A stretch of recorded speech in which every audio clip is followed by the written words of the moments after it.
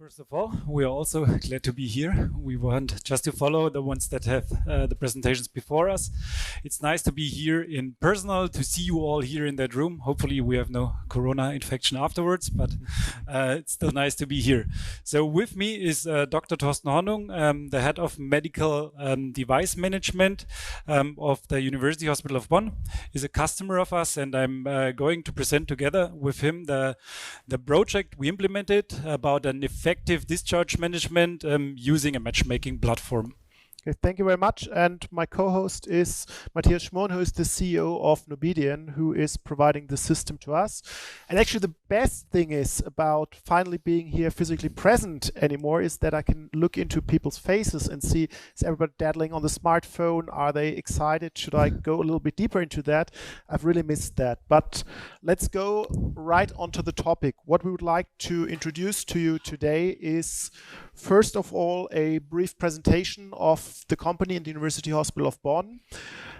A little maybe splashback how things used to be in the good old ages, and then what happened in the last few years to change that, and finally an outlook what can be achieved on that basis. So the University Hospital of Bonn is one of the about 37 university hospitals in Bonn. We have 38 clinical departments, about 38 clinical institutes. That's anything from basic cardiovascular research to gross anatomy or clinical chemistry, which is our lab. We have 4 subsidiaries which provide services like the kitchen or cleaning services. We treat about 33,000 emergency patients, have about 450,000 patients and visitors per year. That means a gross turnover of about 1 billion euros, with about 1,300 beds, 3,200 students, and 8,500 employees working here every day and being responsible for the patient treatment. And Nubedian, on the other side, is a company we work with, and yeah, we are a company founded in 2011, so we're now there since more than 10 years. We founded ourselves in Karlsruhe. Karlsruhe is not that famous, but we have a huge university for IT. We're now more than 30 employees. It's an old slide, so I'm sorry for that. We had more than 250 installations, more than 10,000 users, and we serve in the hospital area around 22,000 beds. When we started with the University Hospital of Bonn, it was like 7 years ago. We have been a really small company, but the University Hospital Bonn trusts in our products and trusts in our services. So we started with a software is called CareSD, which organizes the processes in the hospital for discharge management. This was at a time when a lot of hospitals didn't even think about discharge management. Then we have a software, so we are a software provider, a cloud-based softwares, which serves municipalities. It's CareCM, for example, care consultancy. And then we build a bridge with Caseform, which is a discharge management platform. This enables us not only to serve the processes inside the hospital, but also takes the patient outside and bring them to the right service providers, bringing the care to the patients. And it could be also used for the municipalities to serve their clients and search for their clients, also for service providers, helping them getting the right treatment at the right time. Okay, thank you very much. And so the promised look back, how did things go when I started in, I think, 2008 as a medical doctor? I'm a dermatologist by training, only took over the medical management division about a year ago. So there's always the thing, a patient winds up on the ward and I stay with my own specialty, dermatology. They have people not being in stable social conditions, and when you're in a university hospital, your skin gets really bad and itchy if you live in a very, let's say, round up apartment, if you can't afford any home care, maybe not taking a shower. And of course, all these people need some aftercare, or there are people who are just not able to take care of themselves anymore and require finding a nursing home. And that brought quite a delay of time, because what happened is that the doctors or nurses on the ward had recognized that patient has a need beyond the immediate medical need. The hospital is responsible for fulfilling that need to the point that we can safely discharge the patient. And then we have social workers who are, of course, going to see the patient and will try to find the best solution for the person. And obviously, we're working with human beings. There's no such thing as one size fits all. And being a university hospital, we have quite a big area we're serving. So if you go to more specialized departments like neurosurgery or maybe ophthalmology, there's no inpatient service in a lot of places outside of the university town, so people may even travel a little bit. So the additional challenge is if you want to find a nursing home close to their home or an aftercare provider, that doesn't mean 2 hours of driving, then you need to have a lot of contact information. You need a lot of communication to get in touch with these people. And that immediately provides a huge challenge. Now you think the time in 2008, there was the iPhone, yes, right on the market, but essentially you sent around a fax. Telex was already out of the market, and you had these huge phone lists where you would call people and miss the call, maybe wait for a call back, send a fax with the information, then you get back, oh, sorry, that is not available right now. That specialized wheelchair for a person of this body weight cannot be delivered, or sorry, try in a different town. And that's all a very hassle-some process. And to me, the even bigger thing in that is that it's very much dependent on your physical location. I mean, cell phones were there, but essentially these kind of calls go over fixed lines, so people had to be in the office, or then, sorry, that person is not in the office right now. You had to call the health insurance to get a prior approval. Overall, a big bureaucratic thing. And here is just an example. We retyped it because it was too messy to show here. The head social worker provided me one of her old lists, what she did, and they all had these kind of Excel sheets with, you need to imagine, a lot of handwriting, because then it said it's all in German here, but for example, there is the O2 supplies, so medical oxygen available. They had to note down who is able to deliver what, because there is in Germany a huge catalog. Matthias Schmon will probably be able to tell you more facts, but it's literally thousands of things that can be provided in aftercare. And of course, not every provider is going to provide everything. So a big part of the job is to be specialized and know who provided what. And now you think university, we have about 21 people delivering all these services for about 400,000 patient encounters per year, that if somebody is sick and you need to cover a department that you're used to, this list immediately is not so useful anymore, and there's huge delays.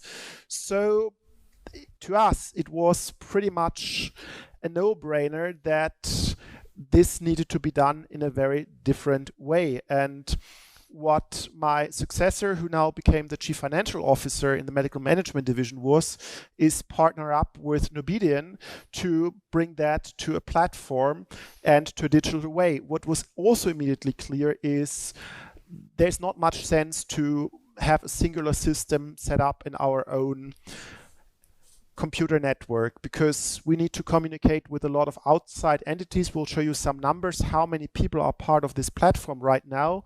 And that is just not our core business as a university hospital, to set up our own system and connect a lot of people to that system. That is something we very much want to give into the cloud to other people who are able to run such a network much better than us, because we want to treat patients and still have it in the same way. What is crucial to us, somebody said before, there is always this iPhone and these huge handbooks when you're in a hospital and you want to start something. We just migrated to Microsoft Outlook. I think I received a 250-page manual how to use our new email system. When I switched to Outlook as a private person a couple of years ago, I'd never read a big manual. And with Discharge platform, we can also not shut down the department for a week to provide training to all our social workers and the doctors. So it needed to be something that kept the complexity out. And we need to be agile. There's a lot of changes in the German healthcare system every day, every year. And we need to be in a position where all that is being implemented right away.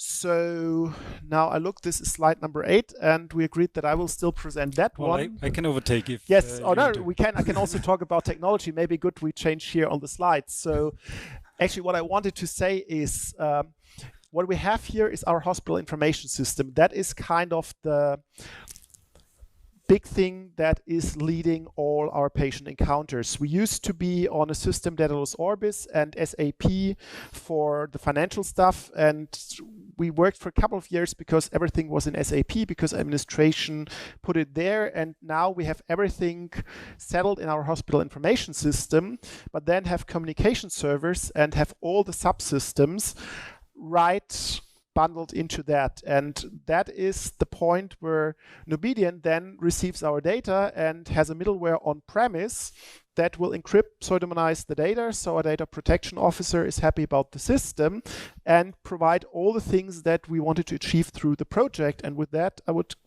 give the microphone to my co-presenter, Mathias. Yes, thank you very much.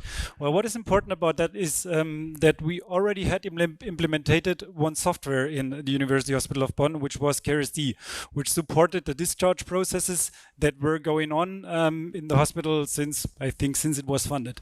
So as one of you may know, the discharge process is very formular intensive. So you need to do a lot of proposals for the insurances and so on. So we help with that systems, the hospital, to structure their tasks, to help filling out those formulars and bringing those formulars in the system.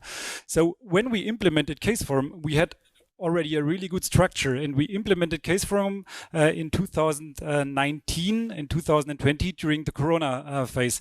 So it was completely online, and it was pretty easy because we said we had an agile method, and the IT department of the University Hospital of Bonn, they were really keen on being part of the agile team of Nubedian. So we made an agile team consisting of members of Nubedian and the University Hospital of Bonn, and it was really nice. So what we did at the end, we implemented a holistic discharge management, not only taking care about the things happening after the hospital stay, but also taking care about the issues that are happening during the hospital stay. So going down to technology, it's just like we connected to a communication server. We used the HL7 version 2 standard, which is the most common standard in hospitals to communicate in between the systems. Any day it will be replaced by HL7 Fire. It's partly used already, but not that common, which is really which is not that good because it will be easier using HL7 Fire. So in detail, I mean, this is really technical. We use different messages to communicate. So we are getting the automatical requirement for social workers or for the discharge management department. So we know already who is the patient we're going to take care about. Then we can create already like a broadcast in our system and overtake all the data out of the hospital information system. The good thing about this is that we not only overtake data, but we also deliver data to the hospital information system. So we have no disruption in the process.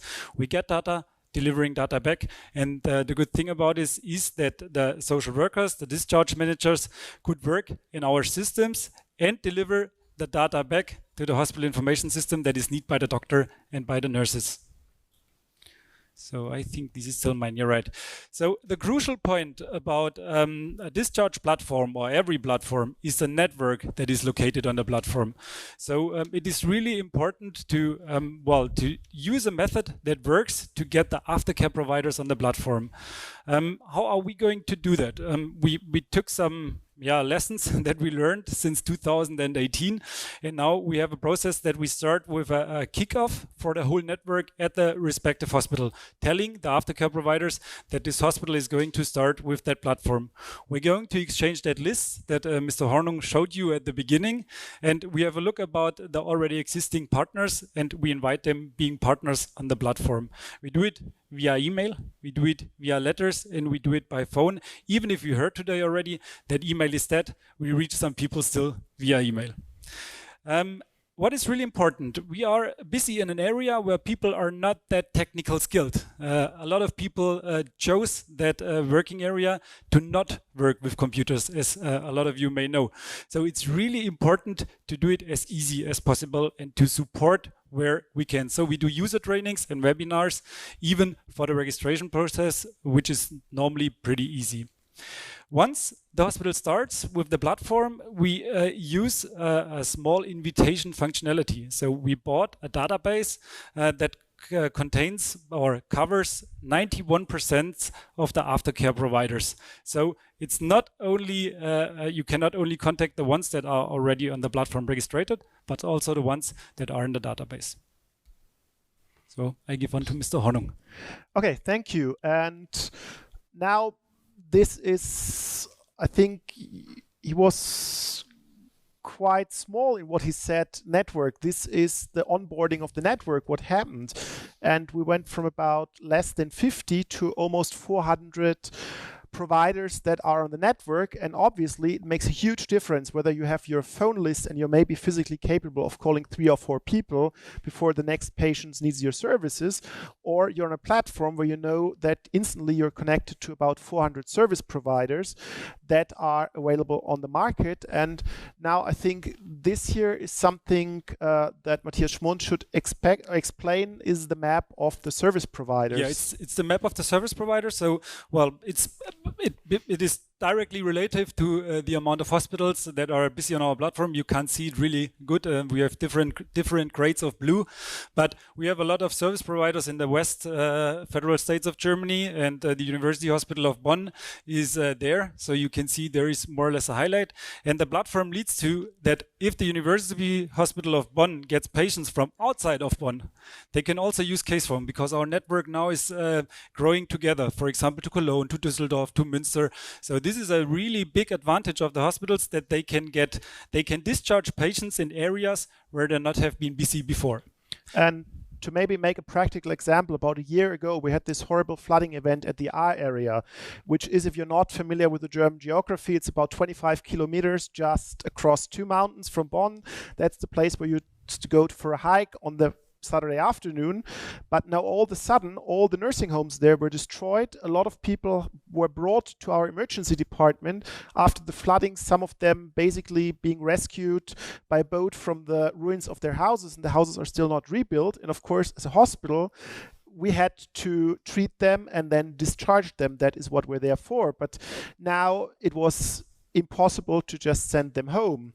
And our social workers called me and were like, well, that's not a problem, because we can go on the discharge platform and we just have to set the query radius to a little bit more than the 25 kilometers we used to set it for. And we just queried the regions that were not hit as hard by the flooding, and we're actually able to discharge them without making a lot of phone calls. That actually just took 2 or 3 clicks to adapt to that event. And that shows kind of the strength and agility we achieved by having a platform that is not just run by our own hospital, but that is integrated basically on a national basis.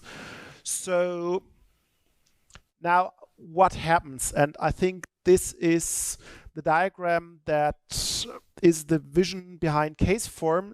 So we are here, the hospital, and we will go to Caseform and we'll put in our requests right now for medical aid providers, for rehab, for ambulatory aftercare, or for stationary aftercare. No, sorry, I have to go back. And with that, right now in 2022, there is a round call to all these providers, and we get a digital feedback right to the system, and we will show you in the live demo how that works. And then, of course, there is tons of platforms. And as you mentioned rightly before, there is burnout is a huge issue in the healthcare field. And one of the big reasons for burnout is badly designed or not interacting healthcare systems. So another thing we took part in this agile project was to ensure the information goes right back to the people who need it. So that's the doctors, the nurses, the social workers. And now I think Matthias Schmon will take you on a journey on the system, on a live demo, and then I will show you the way back, how it integrates back for the real hospital world that I'm from. Please. Yep, thanks. Yeah, well, just to show or just to tell you what are the colors about. So the University Hospital of Bonn uses medical aids, uses ambulatory aftercare, using stationary aftercare. Currently, we are rolling out the rehab and the insurance organization. So means we can do an electronic application to the insurance companies. So we just want to show you small. Okay, great. So it's just a brief overview over the process. So everything starts with an anamnesis. We can see it right here, but we've heard it before from Professor Alscher, who told you already that everything starts with an initial anamnesis. So having a look, what is the need of the patient? Does he have a look? Does he have a need of aftercare after his stay in hospital? And especially, what kind of need does he have? So you see, we have different sorts of aftercare services. It's the medical supply. Mr. Hornung will tell you about later a little bit.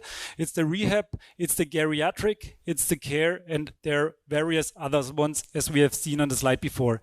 So as soon as we get, we know that there is a requirement for or needs of discharge, we get a requirement for the people that taking care or organizing that aftercare.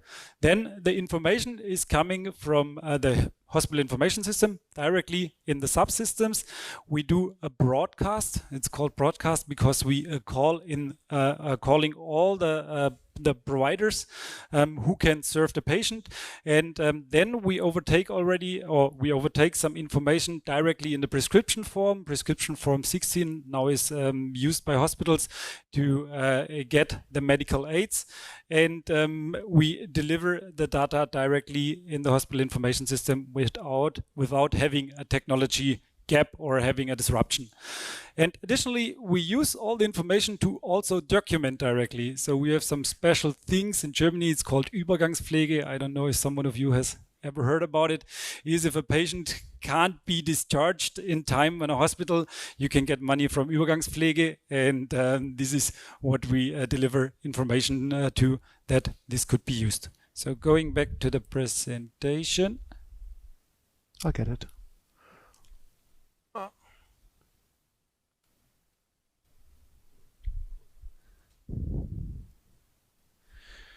Yeah, having a look on the time. So we will skip the live demo. Just what to say is that the system is could be used on every device, could be used on the desktop computer in the hospitals.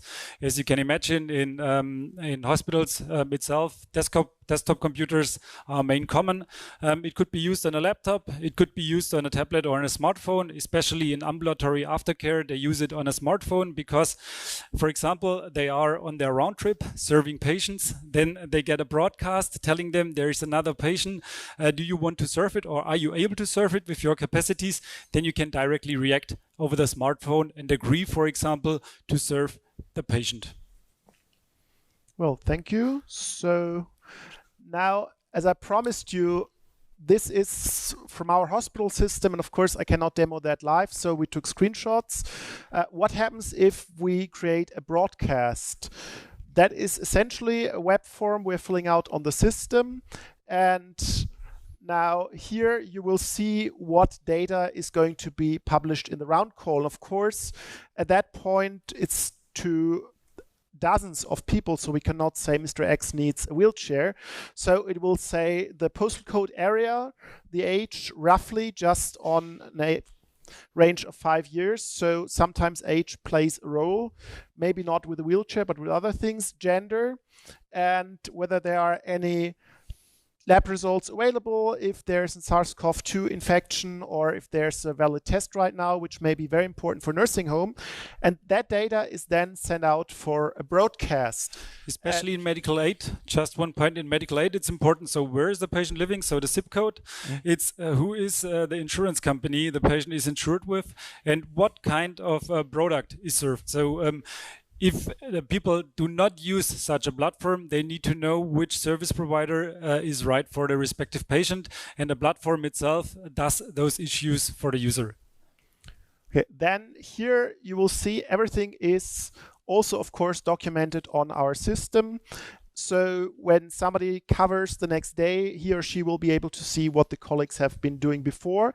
And the other thing is, this is a specialized system for the social workers, so it's not available for the nurses and doctors.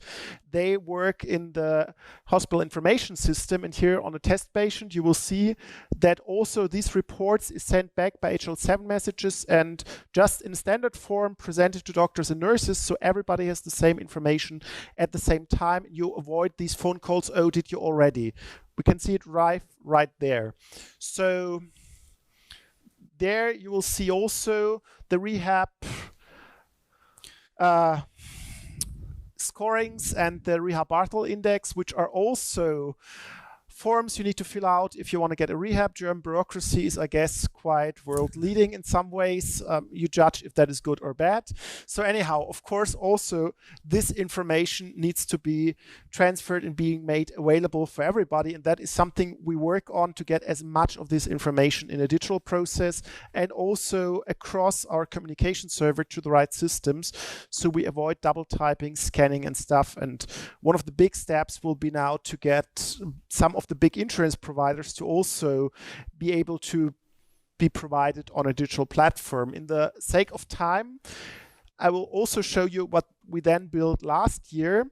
And this is the so-called form number 16. That's just the pink prescription form in Germany. That means the public insurance is going to pay for it. And if you want to provide 8 devices to somebody, you need a lot of statutory information, including a number, which is quite annoying because there's 2 versions of the old world. The one old world is the social care provider took a pen and just wrote it down, then went to the doctor for signing. The other thing is that it was just sent here on the hospital information system, and then the doctor would or would not put it on the form, which is also a pretty disrupting process. So what we now did is we just provide the information right back to the healthcare information system, and there with one click, the doctor on the ward can take this information right into the standard prescription form, which has a lot of advantages because I just looked it up. The Cerivastatin 2001, that is Lipobuy, if you recall it and you're that old. I was still, I think, in my first year of medical studies when that scandal hit, and that is when the telematic, the German healthcare IT system, was envisioned, and there plan was, I think, within 2 or 3 years to have digital prescription forms. Now it may happen this year or may not. But anyway, by the fact that we provided back into the hospital information system, we have everything there to provide a digital prescription to finally quit having to print out this, take it to a specialist for signing, and then get it to the rehab provider. So that is one of the next steps we're envisioning in our partnership for the process. Now, in the sake of time, when we're finally done with all these steps, have everything organized, the patient also gets a report, what we did for them and comments for the patient. So there is feedback to the patient and he or she has all the information available.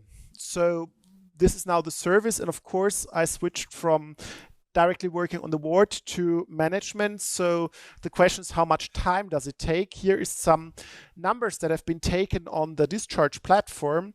And there was about 105 minutes being spent to find a nursing home. It went down to this. Nursing services is essentially just a click away now.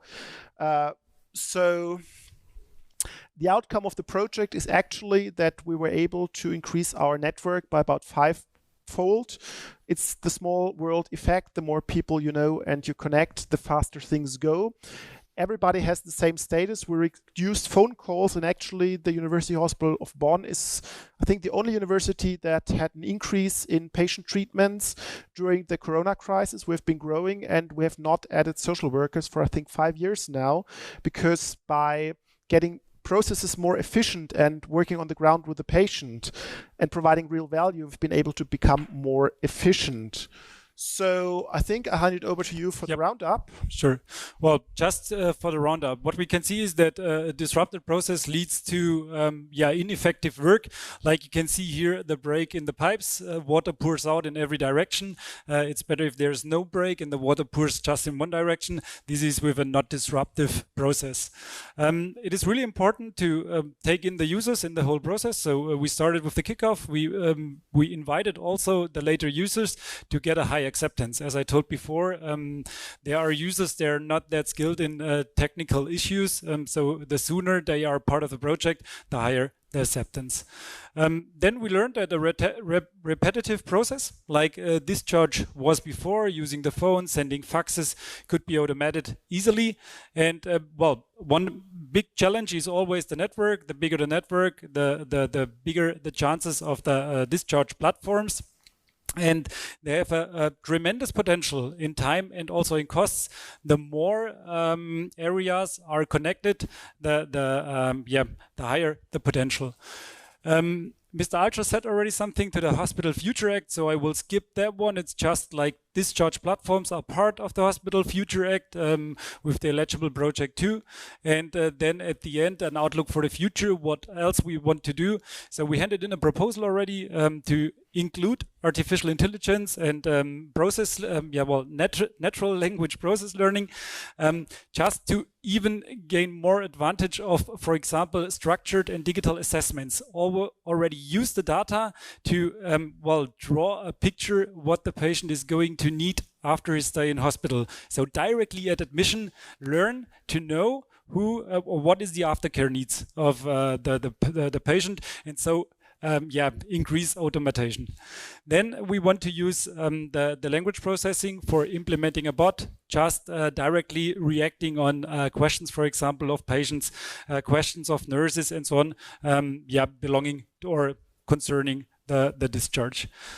We have as a partner the University Hospital of Bonn and also the University Hospital of Mannheim. So we're keen and looking forward to realize that project and gain a lot of results that are useful for the product itself. So thanks a lot. Questions, I think we will do afterwards. Yeah. So thank you.